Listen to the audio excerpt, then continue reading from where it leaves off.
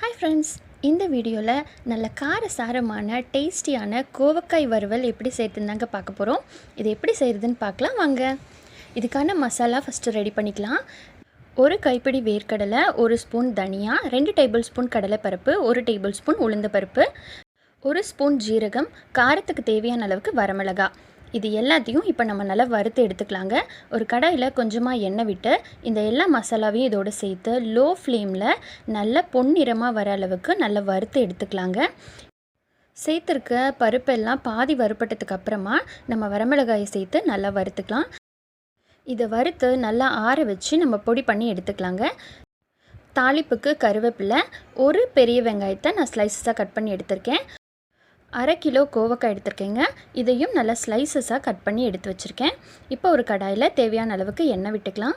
எண்ணெய் காஞ்ச உடனே 1 ஸ்பூன் கடுகு, உளுந்து, கடலைப்பருப்பு இதில் சேர்த்துக்கலாங்க. கடுகு பொரிஞ்ச உடனே அரிஞ்சு வச்சுருக்க வெங்காயம், கருவேப்பிலை இதை சேர்த்து நல்லா வதக்கிக்கலாங்க. வெங்காயம் ஓரளவுக்கு வதங்கினதுக்கு அப்புறமா நறுக்கி வச்சுருக்க காயும் இதோடு சேர்த்து நல்லா வதக்கி எடுத்துக்கலாங்க. இந்த கோவக்காய் பொரியலுக்கு நம்ம தண்ணி சேர்க்க போகிறதில்ல. கோவக்காய் எண்ணெயிலேயே நல்லா நம்ம வதக்கி விடணுங்க. கோவக்காயோட க்ரீன் கலர் நல்லா மாறுற அளவுக்கு எண்ணெயிலேயே இதை நம்ம நல்லா வதக்கி எடுத்துக்கலாங்க. இப்போ ஓரளவுக்கு நல்லா வதக்கியாச்சு. இந்த ஸ்டேஜில் 1/4 ஸ்பூன் மஞ்சள் தூள் இதோடு சேர்த்துக்கிறேன். மஞ்சள் தூள் மட்டும்தாங்க இப்போ சேர்த்துருக்கேன். உப்பு நம்ம கடைசியாக தான் சேர்க்க போகிறோம். பாதி அளவுக்கு காய் நல்லா வதங்கி வந்ததுக்கு அப்புறமா நம்ம உப்பு சேர்த்துக்கலாம். இந்த ஸ்டேஜில் இதுக்கு தேவையான அளவுக்கு உப்பு இதோடு சேர்த்து நல்லா கலந்து விட்டுட்டு ஒரு 10 நிமிஷத்துக்கு லோ ஃப்ளேமில் மூடி வச்சுக்கலாங்க. 10 நிமிஷம் ஆனதுக்கப்புறமா காய் நல்லா வெந்து வந்துருச்சு.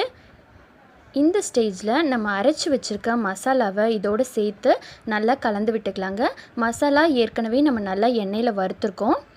இப்போ சூப்பரான கோவக்காய் வறுவல் ரெடி ஆகிடுச்சு. நல்ல சூடான சாதத்தில் பாசிப்பயிறு குழம்போட இந்த கோவக்காய் வறுவலை நான் சைட் டிஷ்ஷாக எடுத்திருக்கேங்க. பருப்பு சாதம், ரசம் சாதம், தயிர் சாதத்துக்கெல்லாம் இந்த காரசாரமான கோவக்காய் வறுவல் அட்டகாசமாக இருக்கும் ஃப்ரெண்ட்ஸ். கண்டிப்பாக இந்த கோவக்காய் வறுவலை நீங்கள் ட்ரை பண்ணி பாருங்கள். இந்த வீடியோ உங்களுக்கு பிடிச்சிருந்ததுன்னா லைக் பண்ணுங்கள், உங்கள் ஃப்ரெண்ட்ஸோடு ஷேர் பண்ணிக்கோங்க. மறக்காமல் நம்ம சேனலை சப்ஸ்கிரைப் பண்ணிக்கோங்க. தேங்க்ஸ் ஃபார் வாட்சிங்.